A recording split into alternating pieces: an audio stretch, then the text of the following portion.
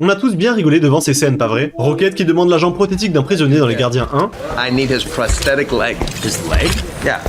ou qui fait une fixette sur le bras de Bucky dans Infinity War. How much for the gun? Not for sale. Okay, how much for the arm? Oh, I'll get that arm.